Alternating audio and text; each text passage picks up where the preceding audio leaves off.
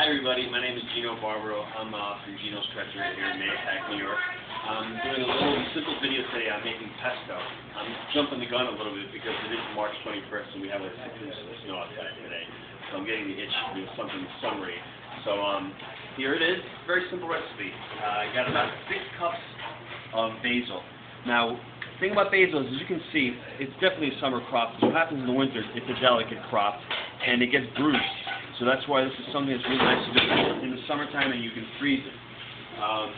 We got here a cup and a half of extra virgin olive oil. Look how nice that olive oil is. You want to use good quality olive oil to give it nice flavor. I got about 6 tablespoons of pine nuts. Now my wife, what she likes to do, she likes to throw in walnuts. She likes to use walnuts to give it a different flavor. You can use almonds if you want, any kind of nut. The nut itself imparts a nice flavor, and it just gives it a nice, a little bit of fat to the recipe. I got about 3 garlic cloves. Got a little bit of salt here. And what I like to do is I like to put Parmesan cheese, but I don't like to put Parmesan cheese in the recipe itself. I like to leave it out because some people here at the restaurant are lactose intolerant, so I'll add cheese after while I have pasta flipped in with the pesto sauce. So I leave it on the side. If not, you want to add it, you can add it right in while you're making your pesto. Come on over here, I'll show you what we use Cuisinart. What I'm going to do is I'm going to grind this basil up in here. And as I'm grinding it, I'll throw in my ingredients and mix it up. Salt is obviously to taste. I like to add a little bit more salt, gives a little bit of flavor, so you don't have to add it in while you're tossing your pasta. Now the great thing about pesto is it's such a versatile thing. You can add it with anything. You can add it in your minestrone. You can add it in your marinara sauce. You can add it in anything. It gives such a great flavor. Add a little bit of clove while we're going. I'll add some pine nuts. Add a pinch of salt in there.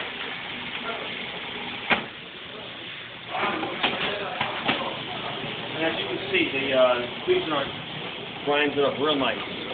Take a peek in there. You can see everything's grinding itself up really nicely. One more shot in here. I'm going to throw this in here.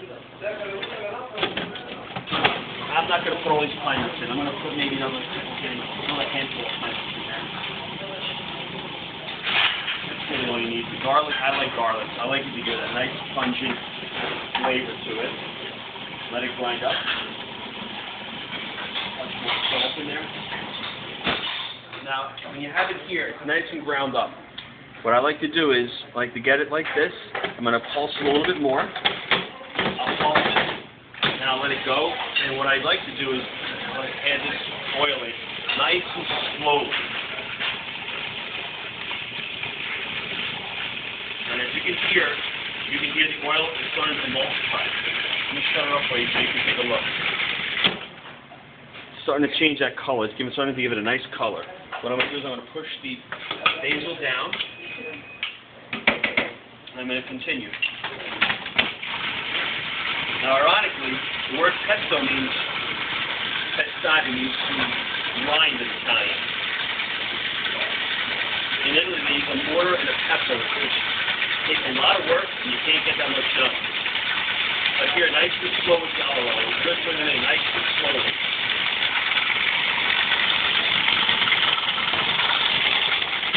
Take a look at it again. Now, depending on your preference, I like mine to be a little bit more ground up, and I like to be a little bit thinner. I'm going to let it go a little bit more.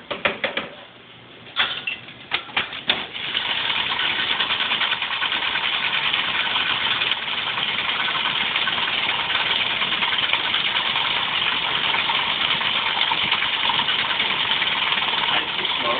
A little more nicely.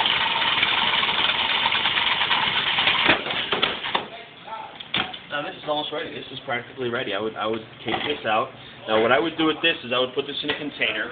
What you should do at home is if you have those little egg containers that you put in the freezer, if you like to freeze it, you fill one of those up, you freeze it, and you can freeze them into small individual portions. That's the best way to do it. You don't want to freeze it in a big clump because when you need it, you don't want it to cross the whole thing. Now to serve this, easy pasta. I have some good pasta here. What I would do is I would not heat this pesto up because you don't want to heat the pesto up. You're going to damage all the properties of the basil itself. Just throw a little bit in a pan. You can add the pasta. to do is throw a little bit of grated cheese in. And then we'll toss it. And what's nice about pesto is this is just a base for any recipe. What I would like to throw in here, what I throw in here, is I would throw in some sun-dried tomatoes, give it a nice red color. If you want to throw in some Kalamata olives, you can throw in Kalamata olives. They look great. You got red and black. If you want to throw some shrimp, grilled shrimp, you can throw some grilled shrimp in. I'll show you how the product looks like. And here you have it. Now with pesto, you really don't have to overdo it. This is nice. It's coated really nicely. What you can do, you want to be fancy, you can put the drizzle on the plate.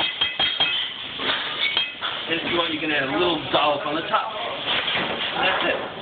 There you have it. Can't wait for summertime. Thanks.